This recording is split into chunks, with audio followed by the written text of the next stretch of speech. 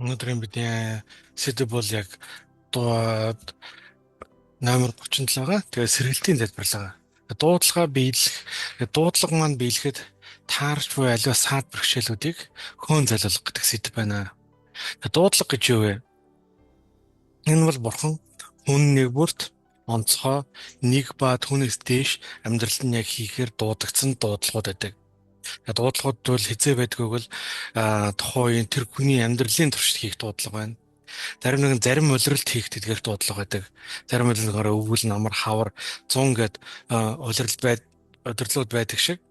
Яг машины дугуй гэх юм бол одоо өвлийн дугуй гэдэг болохоор маш тийм сайн дугуй, цасан дээр халтрахгүй тийм сайн дугуй байдаг. Тэгээ өвлийн дугуй 100 хэрэглэх шаардлагагүй.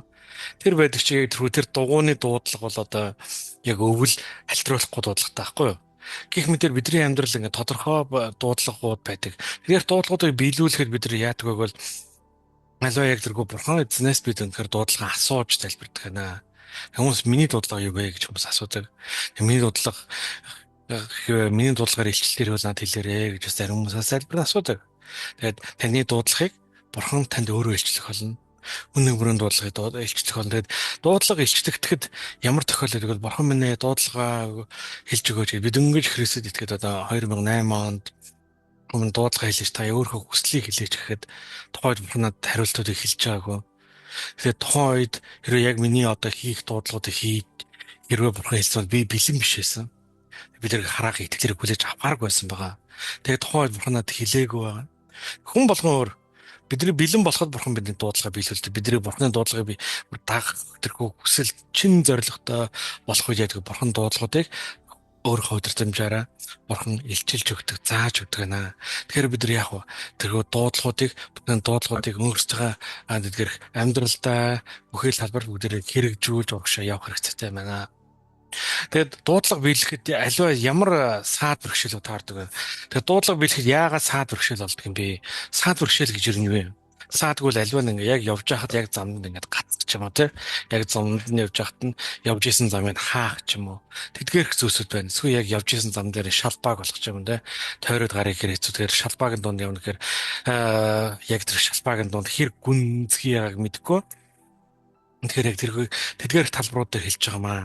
Тэгэхээр саад бэрхшээлүүдийг хөөн залуулах. Олон саад бэрхшээлүүд гаднаас сүнслэг зүйл хүнийг ер нь яг дуудлага биелүүлж байхад ирээд зогсоох магадлал ер нь бага. Гаднаас зүгээр зарим хүмүүс нөлөөлөхийг оролдоно, ярихыг оролдоно тий. Аливаа нэгэн зэрхүү сүнслэгээс дайралтай бас өгөхийг оролдог боловч алиг эсэргүүцэх нь бидний үүрэг байгаа. Эсэргүүцэх нь үүрэг. Харин маш олон тохиолдолд тэг яг мэдээж сүнслэг дайрлууд байдаг. Заримдаа гаднаас үнэхээр яг явж байхад яг сүнслэг тулаантай үед байдаг. Мацгаар нь залбирал болон тэд талбар дээр бид итгэмжтэйгээр урагшаа авч явах нь чухал байна. Яг бурхны дуудлагыг биелүүлж явах тэрэг таарж байгаа саад бэрхшээлүүдийг бид нар альва хаанаас яг ямар саад бэрхшээл гардаг вэ? Хамгийн түрүүнд хүний сэтгэлгээнээс эхэлдэг. Бурхны дуудлага өгөгдөхөд яадаг вэ? Тэр дуудлагыг харахаар хүний ухаанаар харахаар тийм гайхалтай маш тийм хол юм шиг бүх юм уу гэл тэг ингээд хүний ухаанаар бодохоор ерөөс ингээд ямар утга учиргүй юм байна. Яагаад би яагаад тэгэх ёстой гэж ирсэн ч тэр зүйлийг ярих шаардлага. Наа тийм дуудлага өгсөн шүү дээ. Энэ сонирн байгаад би ч ёстой тийм хүн биш гэд хизээч бурхан хүнийг дуудаж явах тэр хүний талаар байдаггүй. Бурхан тэр хүнийг ашиглах бурханы талаар байдаг. Бурханы өөрийнх нь талаар байдаг аахгүй юу. Тэгэд бидний яг мэддэггүй, чаддаггүй өөрсдөө сул дорой гэсэн талбарууд дээр бурхан яг тэр талбарууд дээр дуудах тохиолдол байдаг. Хэрвээ яадаг бол би ч ерөөсөө Джон Бивер гэдэг алдартай зохиолч яадаг бол огт тэдгэрх зүйлсүүдийг огт тийм бичээч биш юм байгаа байхгүй. Англи нэр маш муу дуу авч исэн. Тэгээ тэр үнийг чи ном бичих болоо гэсэн. Тэгэхээр та ингээд андуурсан бахаа гэд ингээд тэрээр ярьсан ба. Тэгээд яг товчхондоо ярих юм бол хоёр хүн нэгэнд ингээд хэсэг хугацааны зайтай хоёр газараас чи энийг хийхгүй бол өөр хүн энийг хийх болно гэж Джон Бивер пастор хэлсэн байгаа. Тэрээр дараа нь бичиж эхэлсэн. Тэгээд огт бичиж чаддгүй нэг бурхан бичүүлээд дэлхийн маш олон хэдэн 10 сая хүмүүс нөлөөлөх номнуудыг тэрээр түүний гараар бичүүлж байгаа. Тэгээ хизээч хүний өөрийн талаар байдаггүй. Яг одоо таны амьдрал дээр яг дуудсан дуудлага байна уу? Тэр дуудлага нь хэзээ ч таны талаар байдаггүй. Тэгэхээр тэр тусмаа хэрвээ таныг ингээд энэ үнэхээр миний дуудлага биш ээ, би нэг зүйл хийж чадахгүй ёстой ингэсэн байх юм бол тэгэх юм бол эзний өмнө даруугаар бууж өгөөд эзэн минь ээ таны өмнө ирж байна. Нэг одоо бууж өгч байна. Танд өргөж чинь даатах чинь гэд тэгээд суудаг байгаа. Тэгэхээр яг л энэ бол бурхны өгсөн бурхны өгч бүтэд хэрэг дуудлаганд бид нар дуулуурлах юм. Бурхан дуу энийг биелүүлгээд өгөх юм бол тэрийг дагаад тийм. Энэний араас явбал тэрийг бид дагаад тийм.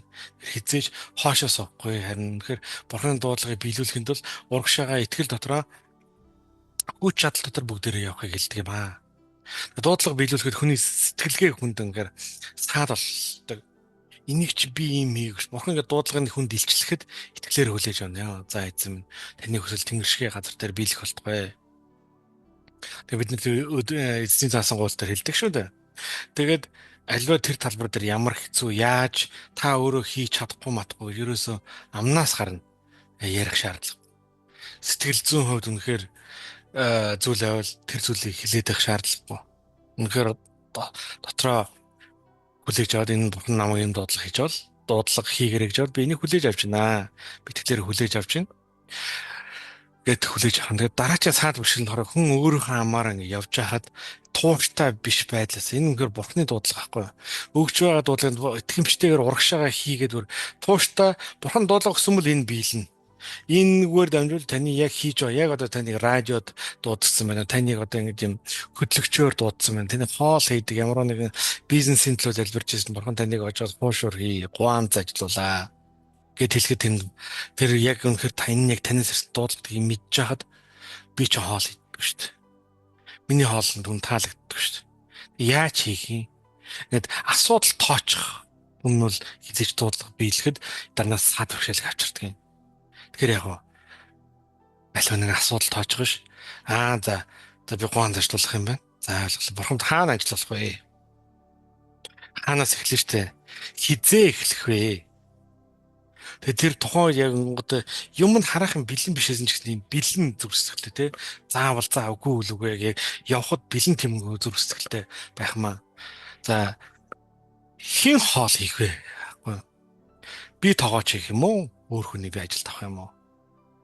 Тэгээ энэ нэг бизнес эхлүүлэхэд ингээд гуан зарцуулахад мөнгө хэрэгцээтэй. Би яах вэ? Үр тавих юм уу? Яах? Энэ бурхан таныг дуудсан бол бурхан бүх чиглүүлгийг нөгөн. Та мэдгүй байхад бурхан амьдралын төрхөө дуудлага биелүүлж яхад яг явц товшид бүх алхмуудыг зааж өгч урагшил танд өгөхөр зааж өгөх юм аа. Тэгэхээр яах вэ бид нар өөрсдөө тэдгээр амьдралд ирсэн тэгэхээр дуудлагуудыг бид дагаж биелүүлж урагшаа явах юм аа. Тэгэхээр бүгдээр тэдгээр талбарууд дээр өөрсдөө үнэхээр бурхны удирдамж гаргаж байгаа талбарууд дээр урагшаа явцгаая. Саад бэрхшээлүүд сэтгэлгээнд байдаг өөрөө амаар байдаг. Бас мэдээж дуртахгүй бол болохгүй зүйлсгүйгээр сүнслэг зүйлсүүд байдаг. Яг хүний дуудлага биелүүлж хахад яг тэрхүү ийм нийгэмд гарч хүмүүсийн өмнө ингэж ярих, нийгэм нөлөөлөх хүмүүсийг эсвэл бага наснд нэр төрлөнд дайрсан дайралтууд бас болсон тохиолдлууд би харж ирсэн. Яг бол угаасаа хүмүүсийн нийт юм олон хүний дунд ингэж юм эрх мэдэлтэйгээр бусад юм нөлөө үзүүл ярьдаг ингэж өөрийнхөө талаа гаргаж ирж ярьдаг тэдгээр талбарт орохоор байж хахад яг тэрхүү нэр хүнд рүүгээ дайруулсаас болоод тэдгээр хүмүүс гарч ирэхээс айдаг, имээдэг, хүнээс чичлүүлэхээр хүний ярихаас айдаг жишээ нэ. Тэрхүү баг залуу хатан дайрсан дайралтууд байна. Тэр юугээс сүнслэг дайралтууд дайрцсан байна. Тэгэхээр тэр зүйлийг цэвэрлэн миний дуудлага хадаа олсон, миний дуудлага зай тавьж дайрсан тэр бузар сүнсний хийсэн бүх хэл усыг цэвэрлж гин бүгдийг нь уучлж явуулж гин назарын Есүсийн нэрээр залбирч гинэ гэж залбираа.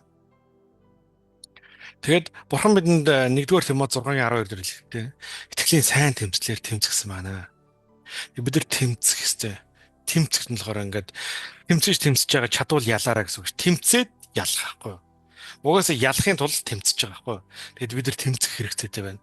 Аливаа нэгэн талбарууд дээр яг та дуудлага биелүүлээд явж байхад энэ тэмцэлүүд ерөөсөө хуу хүндээслэх гэж байгаа.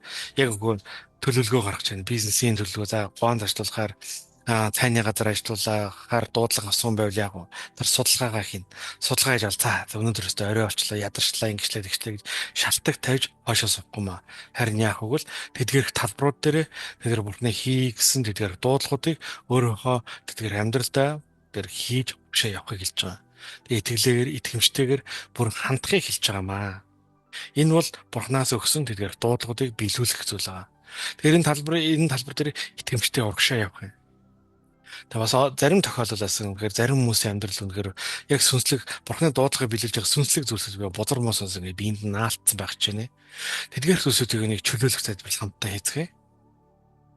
Тэгэхээр яг одоо миний өдөрөд байгаа залбирцгаая. Ариун сүнсээ намайг дүүргэж өгөрөө. Яг одоо миний биед дуудлагаа биелүүлэхэд саад болж буй үхлийн сүнснүүдийг, залхуурлын сүнснүүдийг, айдсын сүнснүүдийг, эргэлздэг сүнснүүдийг, махан биеэр хардаг сүнснүүдийг, юм гарч ирэх хамаагүй амаараа дураараа ярьдаг сүнснүүдийг, тууштай биш бозор сүнсүүдийг назаараа Есүсийн нэрээр зайлцгаа гэж шааж байна. Яг одоо миний биеэс зайлцгаа. Яг өөртөө биенээр дараа чөлөөлт хийгээрэй. Чөлөөлж хөөн золж гаргаж хайж надаас зайлцгаа гэж шааж байна. Хөөн зол гаргаж хайж цэвэрлж байна. Эцэг Есүсийн нэрээр залбирч. Энэ сүнслэг чөлөөлтийг хэрвээ ингэ тань дотор мэдрэгч бол энэ дээр ингэж хөнгөн хандаж болохгүй сүнслэг чөлөөтэй маш сайн итгэмжтэйгээр ихээр хийгээрэй. Тэг яг жоох ухрааж байгаа саяны сүнслэг залбирлын чөлөөлтөөс өргөжлүүлээ хийгээрэй. Дахин хийгээд эдгээр талбаруудаа олон ямар сүнслэг зүйл таны амьдралд тэгэхээр горлож чинь тэдгээр зүйлс бүгдийн чөлөөлөөр гэж уриалж байна.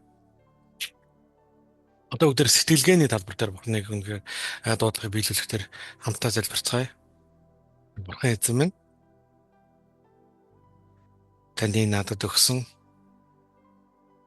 тэдгээрх дуудлагуудыг биелүүлэхэд миний доторх хүнийг хүчтэй болгон сойрхож өгөөч. Миний оюун ухааныг, миний сэтгэлгээг өөрчилж өгөөч. Өөрчлөхөд би үе таалга нээж байна. Нээгдэж байна. Есүсийн нэрээр залбирч байна. Танд өргөж байна. Даатгаж байна. Таны дуудлагыг би бүрэн дүүрэн дагаж, дуурайж явахыг сонгож байна. Есүсийн нэрээр залбирч. Амен. Амен.